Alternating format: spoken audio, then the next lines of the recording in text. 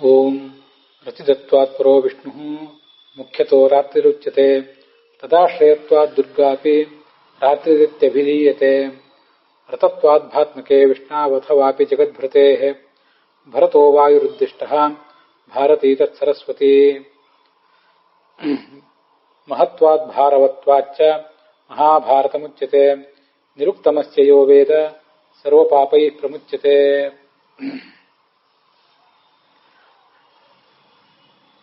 ಶ್ರೀ ಗುರುಭ್ಯೋ ನಮಃ. ಮಹಾಭಾರತಸ್ಯ ಪಂಚಮವೇದಃ ಇತಿ ಪ್ರಚಿತಸ್ಯ ಮೌಸಲೆ ಪರ್ವಣಿ ಅದ್ಯ ಪ್ರಥಮಃ ಭಾಗಃ ಶ್ರವಣವಿಷಯಃ ಭವತಿ.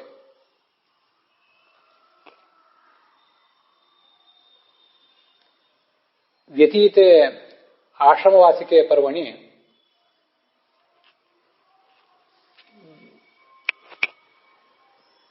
ಶ್ರುತಃ ಕಥಾಭಾಗಃ ಧೃತರಾಷ್ಟ್ರಾದೀನಾಂ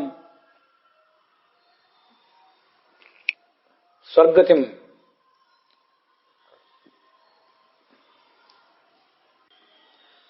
ಅಂತರ್ಭಾವಯತಿ.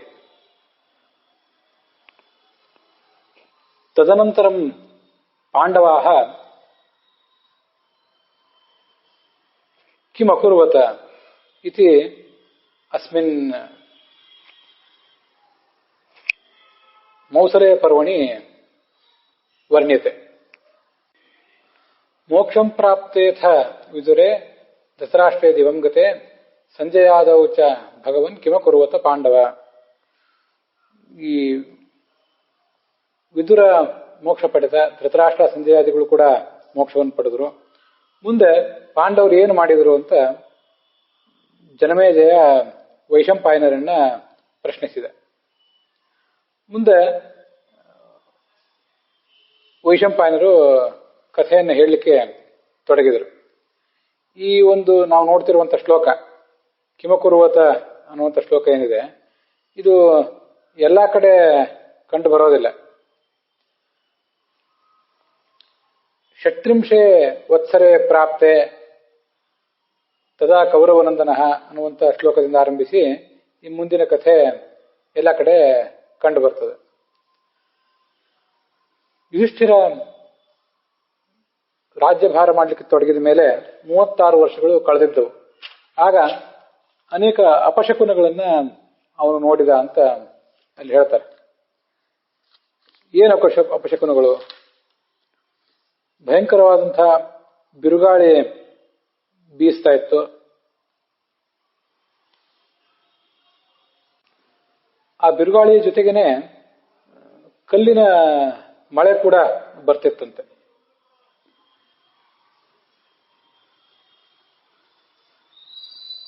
ಪ್ರತ್ಯಗೂಹು ಮಹಾನದ್ಯ ದಿಶೋ ನೀಹಾರ ಸಂವೃತಾಃ.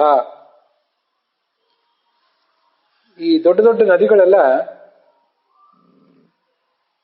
ಪಶ್ಚಿಮಾಭಿಮುಖವಾಗಿ ಹರಿಯಲಿಕ್ಕೆ ತೊಡಗಿದವಂತೆ.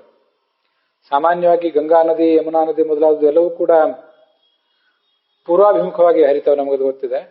ಇದೊಂದು ಸಂದರ್ಭದಲ್ಲಿ ಅವು ಪಶ್ಚಿಮಾಭಿಮುಖವಾಗಿ ಹರಿಯಲಿಕ್ಕೆ ತೊಡಗಿದವು. ಉಲ್ಕೆಗಳು ಭೂಮಿ ಮೇಲೆ ಬೀಳ್ತಾ ಇದ್ದವು.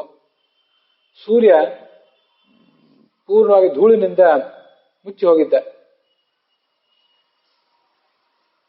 ಚಂದ್ರ ಮತ್ತು ಸೂರ್ಯ ಇವರಿಬ್ಬರು ಸುತ್ತಲೂ ಕೂಡ ಮಂಡಲಗಳು ಕಾಣಿಸ್ತಾ ಇದ್ದವಂತೆ. ಅವ್ರ ಚಂದ್ರ ಮಂಡಲ ಅಂತ ಅನ್ನೋದೊಂದು ಇದ್ದೇ ಇರ್ತದೆ, ಇಲ್ಲಂತಲ್ಲ. ಆ ಮಂಡಲದ ಹೊರ ಭಾಗದಲ್ಲಿ ಮತ್ತೊಂದು ಮಂಡಲ ಕಾಣಿಸ್ತಿತ್ತಂತೆ.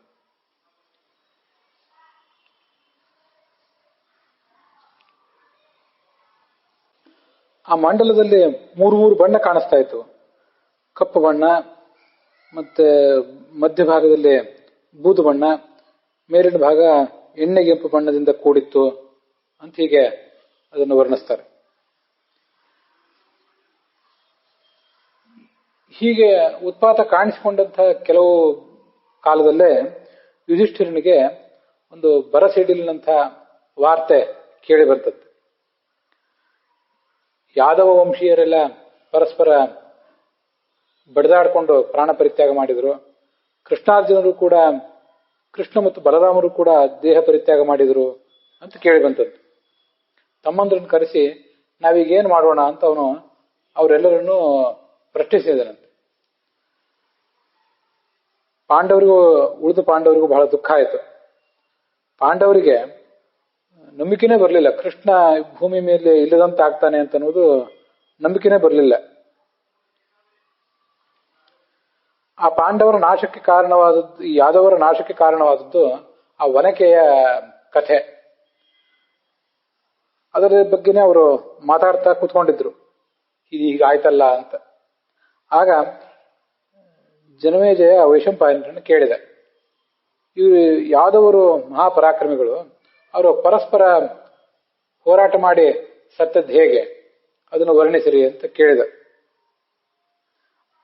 ಆಗ ವೈಶಂಪಾಯನ ಹೇಳಲಿಕ್ಕೆ ತೊಡಗಿದ್ರು, ಆ ಯಾದವರ ವಂಶದಲ್ಲಿ ಒಂದು ತಪ್ಪು ಕಾರ್ಯ ನಡೆಯಿತು. ಆದ್ರಿಂದ ಅವರೆಲ್ಲ ಪರಸ್ಪರ ಕಾದಾಡಿ ಪ್ರಾಣ ಪರಿತ್ಯಾಗ ಮಾಡಿಬಿಟ್ರು. ಅದನ್ನು ವಿಸ್ತಾರವಾಗಿ ಹೇಳಿ ಅಂತ ಇವನು ಕೇಳಿದಾಗ ಆ ವೈಶಂಪಾಯನರು ಹೇಳಲಿಕ್ಕೆ ತೊಡಗಿದ್ರಂತೆ. ಒಮ್ಮೆ ವಿಶ್ವಾಮಿತ್ರ, ಕಣ್ವ, ನಾರದರು ಇವರೆಲ್ಲ ದ್ವಾರಕೆಗೆ ಬಂದಿದ್ರು. ಆ ಸಂದರ್ಭದಲ್ಲಿ ಈ ಯಾದವರು ಕೆಲವರು, ಸಾರಣ ಮೊದಲಾದವರು, ಸಾಂಬನಿಗೆ ಒಂದು ಹೆಣ್ಣು ವೇಷ ಹಾಕಿಕೊಂಡು ಆ ಮುನಿಗಳ ಬರಿಗೆ ಹೋದ್ರಂತೆ. ಅವ್ರಿಗೇನಾಗಿತ್ತು, ಕಾಲದಂಡದಿಂದ ಅವರು ಪೀಡಿತರಾಗಿದ್ದು ಅಂತ ವರ್ಣಿಸ್ತಾರೆ. ಹೀಗವರು ದೈವದಂಡ ಪೀಡಿತರಾಗಿದ್ದರಿಂದ ಇಂಥದೊಂದು ಆಲೋಚನೆ ಅವರಿಗೆ ಬಂತು.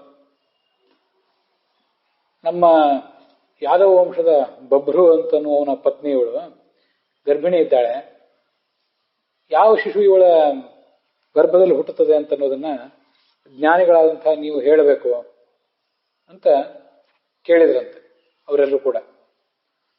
ಆಗ ಆ ಋಷಿಗಳು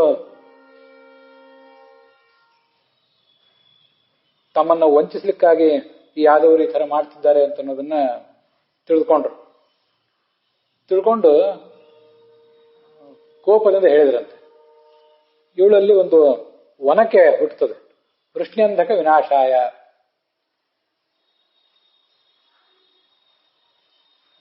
ಅವ್ರಿಗೆ ಗೊತ್ತೂ ಆಯ್ತು, ವಾಸುದೇವಸ್ಯ ದಾಯಾದ ಸಾಂಬೋಯಂ ಜನಯಿಷ್ಯತಿ, ಕೃಷ್ಣನ ಮಗ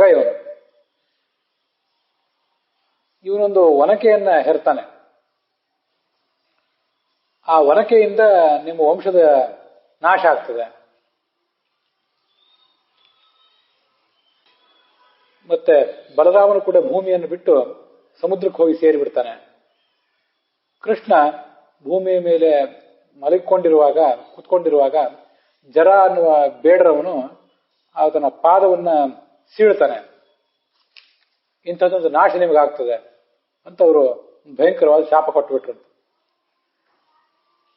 ಕೃಷ್ಣನಿಗೆ ಅದು ಗೊತ್ತಿತ್ತು, ಭವಿತವ್ಯಂ ತಥಾ, ಇದೆಲ್ಲ ಹೀಗೆ ನಡೆಯೋದು ಅಂತ ಅವನಿಗೆ ಮೊದಲೇ ಗೊತ್ತಿದ್ದರಿಂದ ಅವನು ಹಾಗೇ ಆಗಲಿ ಅಂತ ಆಲೋಚನೆ ಮಾಡಿದ.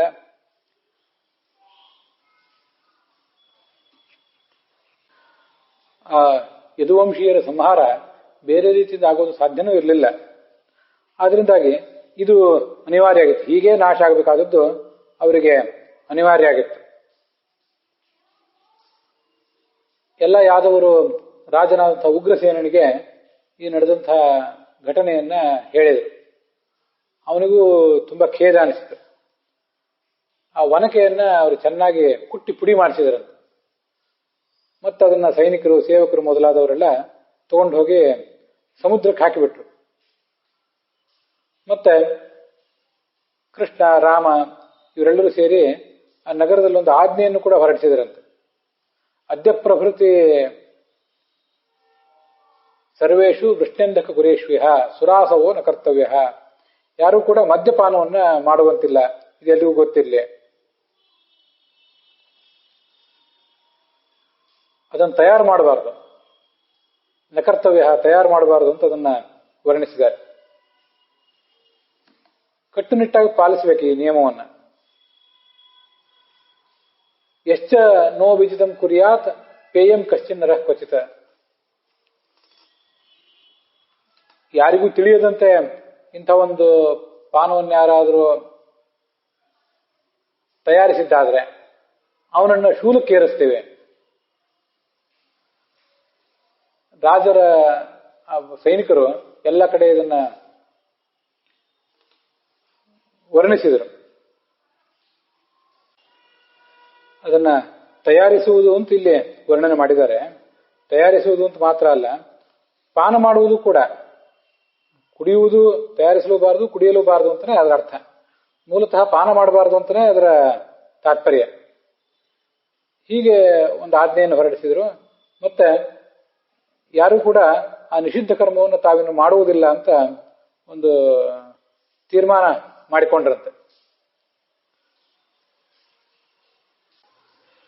ಇದೇ ಸಂಗತಿ ಭಾಗವತದಲ್ಲೂ ಕೂಡ ಹೀಗೆ ವರ್ಣಿತ ಆಗಿದೆ. ಕೃಷ್ಣನೇ ಇದನ್ನು ಮಾಡಿದಂತೆ. ಕೃತ್ವಾ ದೈತ್ಯವಧಂ ಕೃಷ್ಣ ಸರಾಮೋ ಯದುಭಿರ್ವೃತಃ ಭುವೋ ಅವತಾರಯನ್ ಭಾರಂ ಭವಿಷ್ಯಂ ಜನಯನ್ ಕಲಿಂ.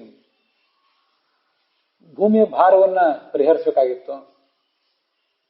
ಕೌರವರು ಪಾಂಡವರೊಳಗೆ ಕಲಹ ಆಗುವಂತೆ ಮಾಡಿದ.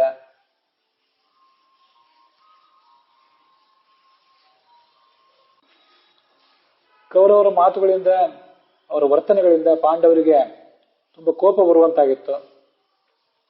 ಕೃತ್ವಾ ನಿಮಿತ್ತಂ ಇತರೇತರತಃ ಸಮೇತಾನ್ ಹತ್ವಾ ಪರಾನ್ ನಿರಹರತ್ ಕ್ಷಿತಿಭಾರಂ ಈಶಃ. ಹೀಗೆ ಕುರುಕ್ಷೇತ್ರದಲ್ಲಿ ಆ ಕೌರವ ಪಾಂಡವರನ್ನು ಎದುರಿಗೆ ನಿಲ್ಲಿಸಿ ಆ ಭಾರ ಪರಿಹಾರ ಆಗುವಂತೆ ಮಾಡಿದ. ಇದೆಲ್ಲ 11ನೇ ಸ್ಕಂದದ 1ನೇ ಅಧ್ಯಾಯದಲ್ಲೇ ಇದೆ.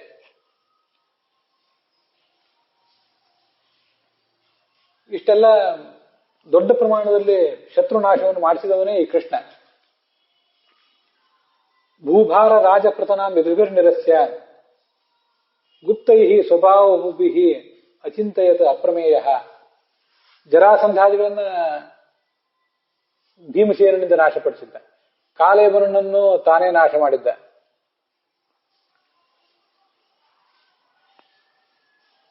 ಈ ಯಾದವರ ಬಗ್ಗೆ ಹೀಗೆ ಅವನು ಆಲೋಚನೆ ಮಾಡಿದಂತೆ.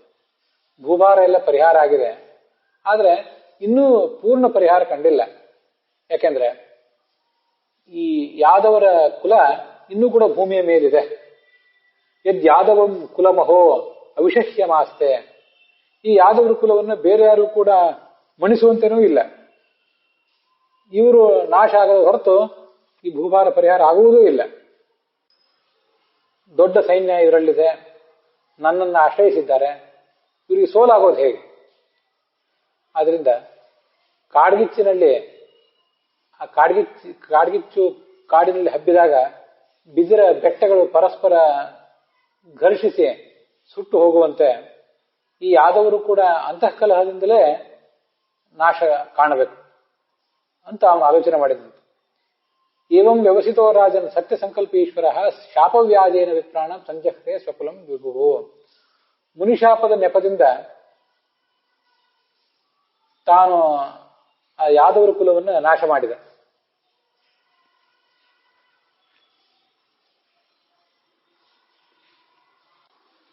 ಆಗಲ್ಲಿ ಪರೀಕ್ಷಿತ್ ಕೇಳಿದಂತೆ, ಈ ಯಾದವರು ಕೃಷ್ಣನಲ್ಲೇ ಮನಸ್ಸಿಟ್ಟವರು, ಮಹಾಭಕ್ತರು, ಅವರಿಗೆ ಬ್ರಾಹ್ಮಣ ಶಾಪ ಬಂತು ಹೇಗೆ?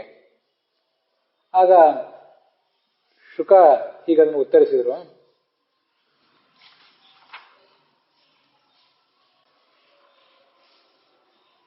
ಸಂಹರ್ತು ಮೈಚ್ಛತ ಕುಲಂ ಕೃತಕೃತ್ಯ ಶೇಷ ಸ್ಥಿತಕೃತ್ಯ ಶೇಷ. ಇಷ್ಟೆಲ್ಲ ಕೃತ್ಯಗಳನ್ನು ಮಾಡಿದ್ರೂ ಕೂಡ ಅವನು ಮಾಡಬೇಕಾದ ಇನ್ನೂ ಕೆಲವು ಬಾಕಿ ಉಳಿದಿತ್ತು. ಅದಕ್ಕಾಗಿ ಯಾದವ ಕುಲವನ್ನು ನಾಶಪಡಿಸಬೇಕು ಅಂತ ತೀರ್ಮಾನ ಮಾಡಿದ. ಒಂದು ಬಾರಿ ಈ ಮುನಿಗಳು ಪಿಂಡಾರಕ ಅನ್ನೋ ಕ್ಷೇತ್ರದಲ್ಲಿ ಬಂದು ಕೂಡಿದ್ರು. ದ್ವಾರಕೆ ಸಮೀಪ ಸಮುದ್ರ ತೀರದಲ್ಲಿರುವಂತಹ ಕ್ಷೇತ್ರ ಅದು. ವಿಶ್ವಾಮಿತ್ರ, ಅಸಿತ, ಕಣ್ವ, ದುರ್ವಾಸ, ಭೃಗು, ಅಂಗಿರ, ಕಶ್ಯಪ, ವಾಮದೇವ, ಅತ್ರಿ, ವಸಿಷ್ಠ, ನಾರದ ಮೊದಲಾದ ಋಷಿಗಳೆಲ್ಲ ಅಲ್ಲಿ ಬಂದು ಸೇರಿದ್ರಂತೆ.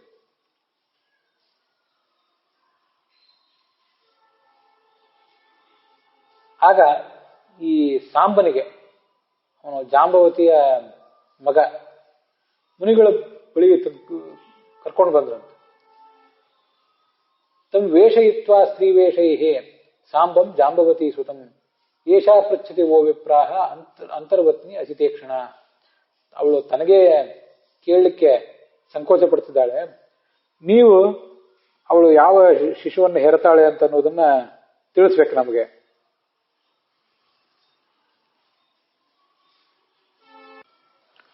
ಮುನಿಗಳು ಆಗ ಅವ್ರಿಗೆ ಹೇಳಿದ್ರಂತೆ, ಜನಯಿಷ್ಯತಿ ಓಮಂದಾಹ ಮುಸಲಂ ಕುಲನಾಶನಂ ಅಂತ. ಅವರು ಆ ಬಟ್ಟೆ ತೆಗೆದು ನೋಡಿದ್ರು. ವಿಮುಚ್ಯ ಸಹಸಾ ಉದರಂ ಸಾಂಬಸ್ಯ ದದೃಶು ತಸ್ಮಿನ್ ಮುಸಲಂ ಖಲು ಅಯಸ್ಮಯಂ. ಕಬ್ಬಿಣದ ಒನಕೆ ಇದ್ದದ್ದು ಕಾಣಿಸ್ತವ್ರಿಗೆ. ಅವರಿಗೆ ತುಂಬಾ ಗಾಬರಿ ಆಯಿತು. ಮತ್ತೆ ಮನೆಗೆ ಆ ಒನಕೆಯನ್ನು ತಗೊಂಡು ಹೋದ್ರು. ಮತ್ತೆ ಅರಮನೆಗೂ ತಗೊಂಡು ಹೋದ್ರು. ಆ ಎಲ್ಲರ ಹಿರಿಯರ ಸಮ್ಮುಖದಲ್ಲಿ, ಯಾದವರ ಸಮ್ಮುಖದಲ್ಲಿ ಆ ಒನಕೆಯನ್ನ ಇಟ್ಟು ನಡೆದ ಘಟನೆಯನ್ನ ಹೇಳಿದರು. ಸರ್ವ ಯಾದವ ಸನ್ನಿಧವು. ದ್ವಾರಕಾದ ನಿವಾಸಿಗಳಿಗೂ ಕೂಡ ಭಯ ಆಯಿತು. ಉಗ್ರಸೇನ ಆ ಒನಕೆಯನ್ನ ಕುಟ್ಟಿ ಪುಡಿ ಮಾಡಿಸಿದ. ಮತ್ತೆ ಸಮುದ್ರದ ನೀರಿನಲ್ಲಿ ಹಾಕಿಸಿದ. ಸಮುದ್ರ ಸಲಿಲೆ ಪ್ರಾಸ್ಯತ ಲೋಹಂ ಚಾಸ್ಯ ಅವಶೇಷಿತಂ. ಅದರಲ್ಲಿ ಒಂದು ಚೂರು, ಒಂದು ತುಣುಕು ಉಳ್ಕೊಂಡಿತ್ತು, ಅದು ಚೂರು ಆಗಿರ್ಲಿಲ್ಲ. ಅದನ್ನು ಸಮುದ್ರದಲ್ಲಿ ತೆಗೆದುಕೊಂಡು ಹೋಗಿ ಹಾಕಿದರು.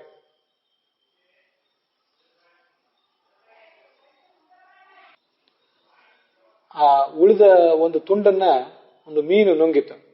ಒನಕೆಯ ಪುಡಿಗಳನ್ನ ಆ ಸಮುದ್ರದ ಅಲೆಗಳು ತಂದು ನೀರಿನಲ್ಲಿ ತೀರಕ್ಕೆ ತಂದು ಹಾಕಿದವು. ಅಲ್ಲಿಂದ ಏರಕ ಅನ್ನುವಂಥ ಒಂದು ರೀತಿಯ ದೊಡ್ಡ ಹುಲ್ಲು ಅಲ್ಲಿ ಬೆಳೆಯಿತು. ಲಗ್ನಾನ್ಯಾಸನ್ ಕಿರ ಏರಕಾಹ.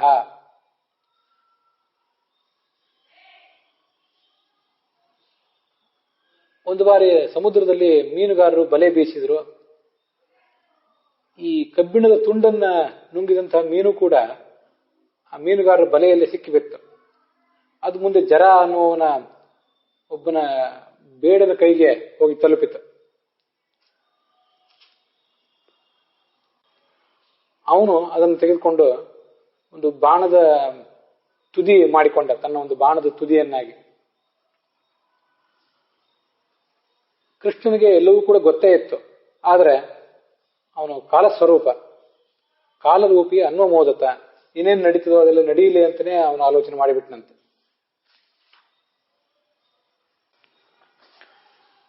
ಈ 11ನೇ ಸ್ಕಂದದ 6ನೇ ಅಧ್ಯಾಯದಲ್ಲೂ ಕೂಡ ಸ್ವಲ್ಪ ಈ ಕಥೆ ಮುಂದುವರೆದಿದೆ. ಚತುರ್ಮುಖಾದಿ ದೇವತೆಗಳು ಪರಮಾತ್ಮನನ್ನ ಬಂದು ಪ್ರಾರ್ಥಿಸಿದರಂತೆ, ನೀನು ಈ ಭೂಲೋಕಕ್ಕೆ ಬಂದು ನಿನ್ನ ಅವತಾರ ಕಾರ್ಯವನ್ನೆಲ್ಲ ಮಾಡಿದ್ದೆ, ಇನ್ನು ಈ ಅವತಾರ ಕಾರ್ಯವನ್ನ ಸಮಾಪ್ತ ಮಾಡು. ಭೂಮೇರ್ ಭಾರಾವತಾರಾಯ ಪುರಾ ವಿಜ್ಞಾಪಿತ ಪ್ರಭೋ ತ್ವಮಸ್ಮಾಭಿ ಅಶೇಷಾತ್ಮನ್ ತಥೈವ ಉತ್ಪಾದಿತಂ. ಭೂಭಾರವನ್ನ ಇಳುಹು, ಅವತಾರ ಮಾಡುವ ಅಂತ ಕರೆದಿದ್ದೆವು ನಿನ್ನ. ಭಾಗವತದಲ್ಲಿ ಹಿಂದೆ 10ನೇ ಸ್ಕಂದದಲ್ಲಿ ಆ ಶ್ಲೋಕ ಇದೆ. ಮತ್ಸ್ಯಾಶ್ವ ಕಚ್ಛಪ ವರಾಹ ನೃಸಿಂಹ ಹಂಸ ರಾಜನ್ಯ ವಿಪ್ರ ವಿಭುಧೇಶು ಕೃತಾವತಾರ ತ್ವಂಪಾಸಿನ ಸ್ತ್ರಿಭುವನಂ ಚ ತಥಾಧುನೇಶ ಭಾರಂ ಭೂವೋ ಹರ ಯದೂತ್ತಮ ವಂದನಂತೆ. ಮತ್ಸ್ಯ ಕೂರ್ಮಾದಿ ವರಾಹ ನರಸಿಂಹಾದಿ ರೂಪಗಳಿಂದ ಶತ್ರುಗಳನ್ನ ಸದೆ ಬಡಿದಿದ್ದೆ. ಈಗ ಭಾರಂ ಭೂವೋ ಹರ ಯದೂತ್ತಮ, ಭೂಮಿಯ ಭಾರವನ್ನು ಇಳುಹು ಬಾ ಭಗವಂತನೇ ಅಂತ ಆವಾಗ ಪ್ರಾರ್ಥನೆ ಮಾಡ್ಕೊಂಡಿದ್ರು. ಆ ಪ್ರಾರ್ಥನೆಯನ್ನು ಅವರು ನೆನಪು ಮಾಡ್ಕೊಂಡ್ರು. ಈಗ ಅದರಂತೆ ಆ ಕಾರ್ಯವನ್ನು ನೀನು ಮಾಡಿದೆ. ಸಜ್ಜನರಲ್ಲಿ ಧರ್ಮದ ಪ್ರವೃತ್ತಿ ನೆಲೆಗೊಳ್ಳುವಂತೆ ಮಾಡಿದೆ. ಅನೇಕ ಲೀಲೆಗಳನ್ನ ತೋರಿಸಿದೆ. ಶೃಣ್ವಂತ ಕೀರ್ತಯಂತಶ್ಚ ತರಿಷ್ಯಂತಿ ಅಂಜಸಾ ತಮಃ. ನಿನ್ನ ಈ ಲೀಲೆಗಳನ್ನು ಕೇಳ್ತಾನೆ ಇವರೆಲ್ಲ ಮುಂದುವರಿತಾರೆ. ಈ ಜನರು ಸಂಸಾರದಿಂದ ಮುಕ್ತರಾಗ್ತಾರೆ. ನೀನೀಗ ಭೂಲೋಕದಲ್ಲಿ ಯದು ಕುಲದಲ್ಲಿ ಅವತರಿಸಿದ ಮೇಲೆ 100 ವರ್ಷ ಮೇಲೆ 25 ಋತುಗಳು ಅಂದ್ರೆ 4 ವರ್ಷ 2 ತಿಂಗಳು ಇಷ್ಟು ಕಳೆದಿವೆ. 25 ಋತುಗಳು ಅಂದ್ರೆ 4 ವರ್ಷ 2 ತಿಂಗಳು ಕಳೆದಿವೆ ಅಂತ ಆ ದೇವತೆಗಳು ಪ್ರಾರ್ಥನೆ ಮಾಡಿದರು. ವಸ್ತುತಃ ಕೃಷ್ಣ ಭೂಮಿಯಲ್ಲಿ ಇದ್ದದ್ದು ಎಷ್ಟು ದಿವಸ? ಅಲ್ಲಿ ಭಾಗವತ ತಾತ್ಪರ್ಯದಲ್ಲಿ ಆಚಾರ್ಯ ಹೇಳ್ತಾರೆ, ಭವಿಷ್ಯತ್ ಪುರಾಣವನ್ನು ಉದ್ಧರಿಸಿ, ವತ್ಸರಾಣಾಂ ಶತಂ ಚೈವ ಋತೂನಾಂ ಪಂಚವಿಂಶಕಂ ಅವತೀರ್ಣಸ್ಯ ಕೃಷ್ಣಸ್ಯ ಯದಾ ಪ್ರಾಗಾತ್ ತದಾ ಹರಿಂ ಸ್ವಸ್ಥಾನಗಮನಾಪೇಕ್ಷಿ ಬ್ರಹ್ಮ ತುಷ್ಟಾವ ಸಾಮರಃ ಸಂವತ್ಸರ ದ್ವಯಂ ಚೈವ ಪಶ್ಚಾತ್ ಸ್ಥಿತ್ವಾ ಜನಾರ್ದನಃ ಅಭಿಪೇದೆ ಪರಂ ಸ್ಥಾನಂ ಚಾತುರ್ಮಾಸ್ಯಾಧಿಕಂ ಪುನಃ. ಕೃಷ್ಣ ಅವತಾರ ಮಾಡಿ 100 ವರ್ಷ 25 ಋತುಗಳು ಕಳೆದಿದ್ದಾಗ, ಅರ್ಥಾತ್ 4 ವರ್ಷ 2 ತಿಂಗಳು ಕಳೆದಿದ್ದಾಗ, 104 ವರ್ಷ 2 ತಿಂಗಳು ಕಳೆದಿದ್ದಾಗ ಈ ದೇವತೆಗಳು ಒಂದು ಪ್ರಾರ್ಥಿಸಿದರು. ಅವರು ಹೋದ ಬಳಿಕ ಇವನು ಮತ್ತೆ 2 ವರ್ಷ 4 ತಿಂಗಳುಗಳ ಕಾಲ ಆ ಭೂಲೋಕದಲ್ಲಿದ್ದ. ಒಟ್ಟು 106 ವರ್ಷ 6 ತಿಂಗಳುಗಳ ಕಾಲ ಅವನಲ್ಲಿ ಇದ್ದ ಅಂತ ಗೊತ್ತಾಗ್ತದೆ.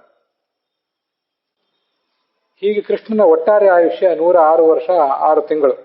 ಇದನ್ನು ಭವಿಷ್ಯತ್ ಪುರಾಣ ಅದರ ಆಧಾರದಿಂದ ನಾವು ತಿಳಿದುಕೊಳ್ಬೇಕು. ನೀನೀಗ ದೇವತೆಗಳಿಗಾಗಿ ಮಾಡಬೇಕಾದ ಕಾರ್ಯ ಎಲ್ಲ ಸಮಾಪ್ತ ಆಗಿದೆ, ಯಾವ ಕಾರ್ಯವೂ ಬಾಕಿ ಉಳಿದಿಲ್ಲ. ಈ ಯಾದವ ಕುಲನೂ ಕೂಡ ಬ್ರಾಹ್ಮಣ ಶಾಪವನ್ನು ಹೊಂದಿರುವುದರಿಂದ ಹೆಚ್ಚು ಕಡಿಮೆ ನಷ್ಟ ಆದಂತಾಗಿದೆ. ವಿಷಸ್ವ ಯದಿ ಮನ್ಯಸೆ ತತ ಸ್ವಧಾಮಂ ಪರಮಂ, ಭಗವಂತನೇ ನಿನಗೂ ಉಚಿತ ಆಗುತ್ತದೆ ಅಂತ ಇದು ಕಾಣಿಸಿದ್ರೆ ಇನ್ನು ಈ ಅವತಾರ ಪರಿಸಮಾಪ್ತ ಮಾಡು, ನಿನ್ನ ಲೋಕಕ್ಕೆ ನೀನು ಬಾ. ಆಗ ಕೃಷ್ಣ ಅವರಿಗೆ ಹೇಳಿದಂತೆ, ನೀವು ಹೇಳುವ ಕಾರ್ಯವನ್ನೆಲ್ಲ ಮಾಡಿಕೊಟ್ಟಿದ್ದೇನೆ, ಭೂಭಾರವನ್ನ ಇಳಿದಿದ್ದೇನೆ. ಇನ್ನ ನಾನು ಪರಂಧಾಮಕ್ಕೆ ಹೋದ ಬಳಿಕನೂ ಕೂಡ ಈ ಯಾದವ ಕುಲ ಭೂಲೋಕದಲ್ಲಿದ್ರೆ ಈ ಮಹಾ ಪರಾಕ್ರಮೆಯಾದಂತಹ ಉದ್ಧತವಾದಂತಹ ಈ ಕುಲ ಮರ್ಯಾದೆ ಮೇರೆಯನ್ನ ಮೀರಿ ನಡೆದಿತ್ತು. ದೃಪ್ತಾನಾಂ ಯದೂನಾಂ ಕುಲಂ, ಮಹಾ ಅಹಂಕಾರಿಗಳಿವರು, ಅವರು ಅನ್ಯಾಯದಿಂದ ನಡೆದು ಬಿಟ್ಟಾರೋ. ಈಗಾಗಲೇ ಬ್ರಾಹ್ಮಣರ ಶಾಪ ಬಂದಿದೆ, ಅದು ಕಾರ್ಯಗತ ಆದ್ಮೇಲೆ ನಾನು ಭೂಲೋಕವನ್ನು ಬಿಟ್ಟು ಪರಲೋಕಕ್ಕೆ ಬರ್ತೀನಿ ಅಂತ ಕೃಷ್ಣ ಹೇಳಿದಂತೆ. ಮುಂದೆ ಚತುರ್ಮುಖ ಹೊರಟೋದ. ದ್ವಾರಕೆಯಲ್ಲಿ ದೊಡ್ಡ ದೊಡ್ಡ ಉತ್ಪಾದಗಳು ಕಂಡು ಬಂದವು. ಇಲ್ಲಿ ಆಚಾರ್ಯರು ಭಾಗವತ ತಾತ್ಪರ್ಯದಲ್ಲಿ ಅದೇ 11ನೇ ಸ್ಕಂದ 6ನೇ ಅಧ್ಯಾಯ ಅಲ್ಲೇ ಭವಿಷ್ಯತ್ ಪುರಾಣದ ಮತ್ತು ಕೆಲವು ಶ್ಲೋಕಗಳನ್ನು ಹೇಳ್ತಾರೆ. ಸತಾಮಪಿ ಕಲವು ಪ್ರಾಪ್ತೆ ವಿಕಾರೋ ಮನಸೋ ಭವೇತ್ ತಸ್ಮಾತ್ ಯದೂಂಶ್ಚ ಸಂಜಹ್ರೆ. ಭವಿಷ್ಯ ಪುರಾಣದ ಈ ಮಾತು ಹೀಗೆ ಅಭಿಪ್ರಾಯ ಹೇಳ್ತದೆ, ಕಲಿಯುಗ ಬಂದಾಗ ಸಜ್ಜನರ ಮನಸ್ಸು ಕೂಡ ಹಾಳಾಗ್ತದೆ. ಆದ್ರಿಂದ ಯಾದವರು ನನ್ನವರು ಇವರು ಯಾವತ್ತೂ ಕೂಡ ಪಾಪಿಗಳಾಗದೇ ಇರಲಿ, ಪಾಪವನ್ನು ಮಾಡುವಂತಹ ಪ್ರಸಂಗವನ್ನ ಅವ್ರು ತಂದ್ಕೊಳ್ದೇ ಇರಲಿ ಅಂತ ಕರುಣೆ ಕೃಷ್ಣನಿಗೆ. ಅದೇನೋ ಅವ್ರ ಮೇಲೆ ದ್ವೇಷವಲ್ಲ.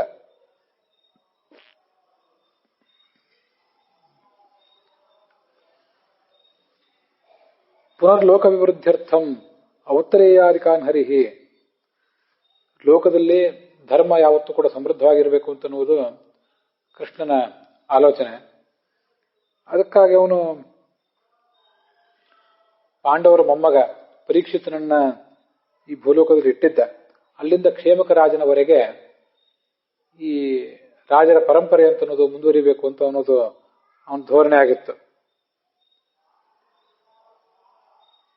ತಾನು ಅವರಲ್ಲಿ ಆವಿಷ್ಟನಾಗಿದ್ದು, ಆವಿಷ್ಯ ರಕ್ಷಾಮಕರ ಅಕರೋತ್ ಜಗತಃ ಪುರುಷೋತ್ತಮ. ಹೀಗವನು ಅಂಥದ್ದೊಂದು ಆಲೋಚನೆಯನ್ನು ಮಾಡಿದ್ದ.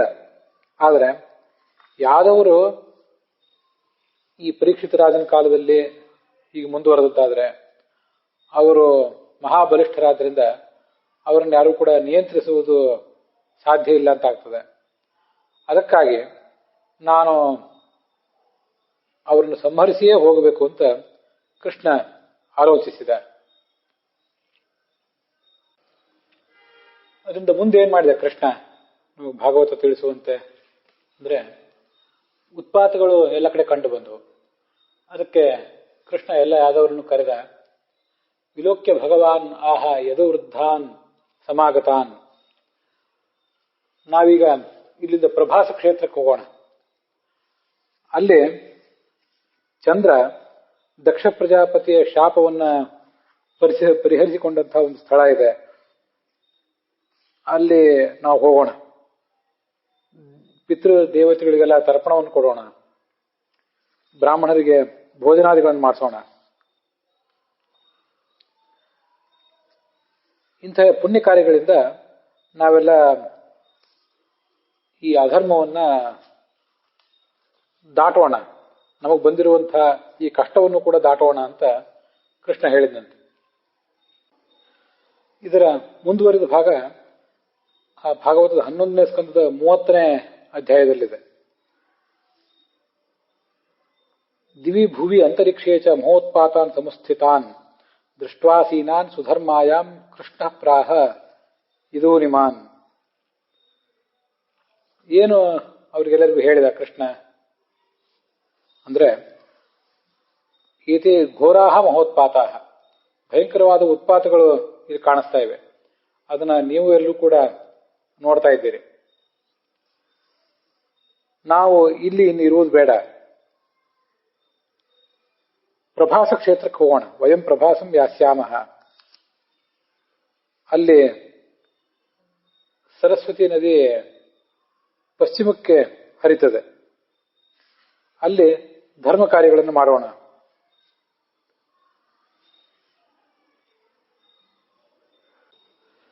ಕೃಷ್ಣ ಹೀಗೆ ಹೇಳಿದಾಗ ಎಲ್ಲ ಯಾದವರು ಕೂಡ ನೌಕೆಗಳನ್ನ ತೆಗೆದುಕೊಂಡು ಸಮುದ್ರವನ್ನು ದಾಟಿ ಪ್ರಭಾಸ ಕ್ಷೇತ್ರಕ್ಕೆ ಬಂದರು. ಅಲ್ಲಿ ಅವರಿದ್ದಾಗ ಮುಂದೆ ಏನಾಯಿತು ಅದನ್ನು ಭಾಗವತಕ್ಕನುಸಾರವಾಗಿ ನೋಡೋಣ. ಹಾಗೆ ಪ್ರಕೃತದಲ್ಲಿ ಏನು ಮಹಾಭಾರತವನ್ನು ನೋಡ್ತಾ ಇದ್ದೀವಲ್ಲ, ಆ ಮಹಾಭಾರತದ ಭಾಗವನ್ನು ಕೂಡ ಈಗ ನೋಡೋಣ. ಮಹಾಭಾರತದಲ್ಲಿಯೂ ಅಂಥ ಉತ್ಪಾತಗಳಾಗಿದ್ದ ವರ್ಣನೆ ಇದೆ. ಕಾಲೋ ಗೃಹಾಣಿ ಸರ್ವೇಶಾಂ ಪರಿಚಕ್ರಾಮ ನಿತ್ಯಶಃ ಅಂತ. ಈಗ ನಾವು ನೋಡ್ತಿರುವಂತಹ ಮೌಸಲ ಪರ್ವದ 2ನೇ ಅಧ್ಯಾಯ ಇದೆ. ಆ ಕಾಲ ಪುರುಷನ ಸ್ವರೂಪ ವಿಕೃತವಾಗಿತ್ತು. ಭಯಂಕರವಾದ ವೇಷ, ತಲೆ ಬೋಳಿಸಿಕೊಂಡಿದ್ದ, ಕಪ್ಪು ಮತ್ತು ಕಂದು ಬಣ್ಣದಿಂದ ಮಿಶ್ರಣಾಗಿದ್ದ. ಎಲ್ಲ ಈ ಯಾದವರ ಮನೆಗಳಿಗೂ ಅವನು ಪ್ರವೇಶ ಮಾಡ್ತಾ ಇದ್ದ. ಕೆಲವು ಸರಿ ಇದಕ್ಕಿದ್ದಂತೆ ಅದೃಶ್ಯನಾಗುತ್ತಿದ್ದ. ಅವನ ಮೇಲೆ ಈ ಯಾದವರು ನಾನಾ ಥರದ ಬಾಣಗಳನ್ನು ಪ್ರಯೋಗ ಮಾಡಿ ಅವನನ್ನು ಹಿಮ್ಮೆಟ್ಟಿಸಲಿಕ್ಕೆ ಪ್ರಯತ್ನ ಪಡ್ತಿದ್ರು. ಆದರೆ ಅಂತ ಅವರ ಯಾವ ಪ್ರಯತ್ನವೂ ಕೂಡ ಸಫಲ ಆಗ್ತಿರ್ಲಿಲ್ಲ.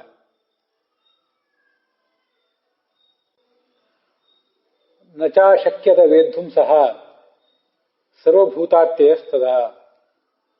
ಈ ಕಾಲಪುರುಷನನ್ನ ಹಿಮ್ಮೆಟ್ಟಿಸುವುದೇ ಯಾರಿಗೂ ಸಾಧ್ಯ ಇಲ್ಲ ಅನ್ನುವ ಪರಿಸ್ಥಿತಿ ಬಂತು. ನಾನಾ ಥರದ ಚಂಡಮಾರುತಗಳಾದವು.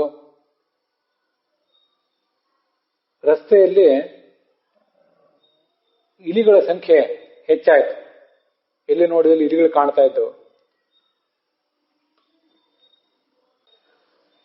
ಮಣ್ಣಿನ ಪಾತ್ರೆ ಪಡಗುಗಳನ್ನು ಎಲ್ಲೇ ಇಟ್ಟಿದ್ರು ಕೂಡ ಅಲ್ಲಿಂದ ಅವೆಲ್ಲ ಬಿದ್ದು ಒಡೆದು ಹೋಗ್ತಾ ಇದ್ದವು. ರಾತ್ರಿ ಯಾರಾದ್ರೂ ವ್ಯಕ್ತಿಗಳು ಮಲಗಿದ್ರೆ ಅವರ ಕೂದಲು ಮತ್ತು ಉಗುರುಗಳನ್ನೆಲ್ಲ ಇಲಿಗಳು ತಿಂದು ಹಾಕ್ತಾ ಇದ್ದವು. ಎಲ್ಲಾ ಕಡೆ ಸಾರಸ ಪಕ್ಷಿಗಳು ಚೀಚಿ ಅಂತ ಶಬ್ದ ಮಾಡ್ತಾ ಇದ್ದವು.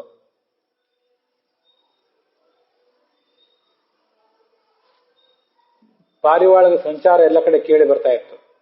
ಹಸುಗಳ ಹೊಟ್ಟೆಯಲ್ಲಿ ಕತ್ತೆಗಳು ಹುಟ್ಟಿದವು ಅಂತ ವರ್ಣನೆ ಮಾಡ್ತಾರೆ ಒಂದ್ ಕಡೆ. ಕೇಸರಗಳ ಕತ್ತೆಗಳ ಹೊಟ್ಟೆಯಲ್ಲಿ ಆನೆಗಳು ಹುಟ್ಟುತ್ತಾ ಇದ್ದವು. ನಾಯಿಯ ಹೊಟ್ಟೆಯಲ್ಲಿ ಬೆಕ್ಕು, ಮುಂಗುಸಿಯ ಹೊಟ್ಟೆಯಲ್ಲಿ ಇಲಿಗಳು, ಹೀಗೆಲ್ಲ ನಡೀತಾ ಇತ್ತು. ಇಂಥ ಒಂದು ಪ್ರಸಂಗದಲ್ಲಿ ಆ ವೃಷ್ಣಿ ವಂಶೀಯರು ಕೂಡ ತಮ್ಮ ಮೇರೆಯನ್ನ ಮೀರಿದ್ರಂತೆ.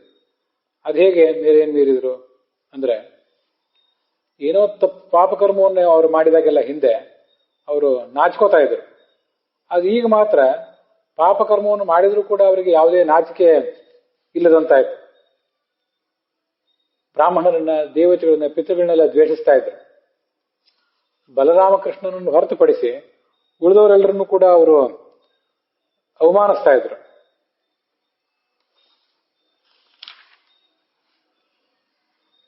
ಅಗ್ನಿ ಪ್ರಜ್ವಲಿಸ್ತಾ ಇರುವಾಗ ಜ್ವಾಲೆಗಳು ಅಪ್ರದಕ್ಷಿಣಾಕಾರವಾಗಿ ಆ ಕಡೆ ಈ ಕಡೆ ಹೊಯ್ದಾಡ್ತಾ ಇದ್ದವು. ನೀಲಿ ಬಣ್ಣದ, ಕೆಂಬಣ್ಣದ ಜ್ವಾಲೆಗಳನ್ನು ಅಗ್ನಿ ಹೊರಸೂಸ್ತಾ ಇದ್ದ. ಸೂರ್ಯ ಉದಯಿಸ್ತಿರುವಾಗ ಮತ್ತು ಅಸ್ತಂಗತನಾಗ್ತಾ ಇರುವಾಗ ನಿಂತು ನೋಡುವ ವ್ಯಕ್ತಿಗಳಿಗೆ ಮುಂಡಗಳಿಂದ ಪರಿವೃತ ಆಗಿರುವಂತೆ ಕಾಣ್ತಿದ್ದ. ಕಬಂಧೈ ಪರಿವಾರಿತ. ಕಬಂಧ ಅಂದ್ರೆ ರುಂಡವಿಲ್ಲದ ಮುಂಡ, ಅದರಿಂದ ಪರಿವೃತ ಆಗಿರುವಂತೆ ಅವನು ಕಾಣಿಸ್ತಿದ್ದ. ಇದೊಂದು ವಿಚಿತ್ರವಾದಂತಹ ವಿದ್ಯಮಾನ.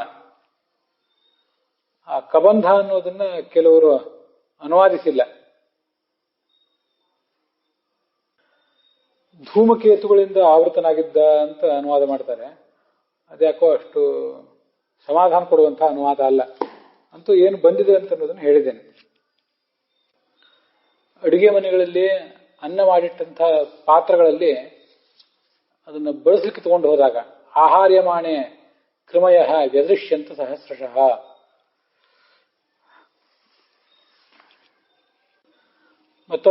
ಎಲ್ಲೋ ಒಂದ್ ಕಡೆ ಪುಣ್ಯಾಹವಾಚನ ನಡೆದಿರ್ತಿತ್ತು. ಆ ಸಂದರ್ಭದಲ್ಲಿ ಯಾರೋ ಓಡಾಡುವಂತ ಒಂದು ಶಬ್ದ ಕೇಳಿ ಬರ್ತಿತ್ತು.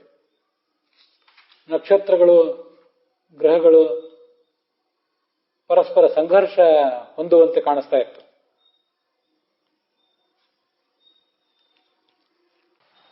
ಕತ್ತೆಗಳ ಭಯಂಕರವಾದ ಶಬ್ದ ಕೇಳಿ ಬರ್ತಿತ್ತು. ಕೃಷ್ಣ ಅಂತ ಒಂದು ಪ್ರಸಂಗದಲ್ಲಿ ಈ ತ್ರಯೋದಶಿ ಮತ್ತು ಅಮಾವಾಸ್ಯೆ ಅವೆರಡು ಸನ್ನಿಹಿತ ಆದಂತಹ ಒಂದು ಸಮಯವನ್ನು ಗಮನಿಸಿದೆ. ಇವತ್ತು ಚತುರ್ದಶಿ ಅಮಾವಾಸ್ಯೆ ಆಗಿದೆ.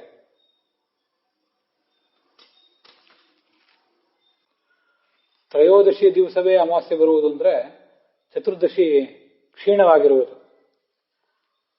ಮತ್ತೆ ರಾಹುಗ್ರಸ್ತ ಸೂರ್ಯಗ್ರಹಣನೂ ಇದೆ ಅಂತ ವರ್ಣನೆ ಮಾಡ್ತಾರೆ. ಹಿಂದೆ ಮಹಾಭಾರತ ಯುದ್ಧದ ಪ್ರಸಂಗದಲ್ಲಿ ಇಂಥ ಒಂದು ಗ್ರಹಗತಿ ಸಂಭವಿಸಿತ್ತು. ಗಾಂಧಾರಿ ಹಿಂದೊಂದು ಬಾರಿ ತನ್ನ ಕುಲವನ್ನೆಲ್ಲ ಕಳ್ಕೊಂಡಾಗ ನಮ್ಮನ್ನ ಶಪಿಸಿದ್ಲು. ಅದೀಗ ಆ ಶಾಪ ಕಾರ್ಯರೂಪಕ್ಕೆ ಬರುವಂತ ಕಾಲ ಸನ್ನಿಹಿತ ಆಗಿದೆ. ಯುಧಿಷ್ಠಿರನು ಕೂಡ ಹಿಂದೆ ಕುರುಪಾಂಡವ ಯುದ್ಧದಲ್ಲಿ ಏನು ಉತ್ಪಾತಗಳನ್ನು ಗಮನಿಸಿ ಮುಂದಿನದನ್ನು ಊಹಿಸಿದ್ದ, ಅದೆಲ್ಲವೂ ಸತ್ಯ ಆಗುವಂತಿದೆ ಹೀಗೆ ಹೇಳಿದೆ. ಮತ್ತೆ ಗಾಂಧಾರಿಯ ಮಾತನ್ನು ಕೂಡ ಸತ್ಯ ಮಾಡುವ ಉದ್ದೇಶವೇ ಆತನಿಗೆ ಇತ್ತು. ಅವನು ಎಲ್ಲರೂ ಕೂಡ ತೀರ್ಥಯಾತ್ರೆಗೆ ಸನ್ನದ್ಧರಾಗಿರಿ ಅಂತ ಯಾದವರಿಗೆ ಆಜ್ಞೆ ಮಾಡಿದ. ಅಲ್ಲಿಗೆ ಇವತ್ತಿನ ಈ ಭಾಗ ಸಮಾಪ್ತವಾಗಿದೆ.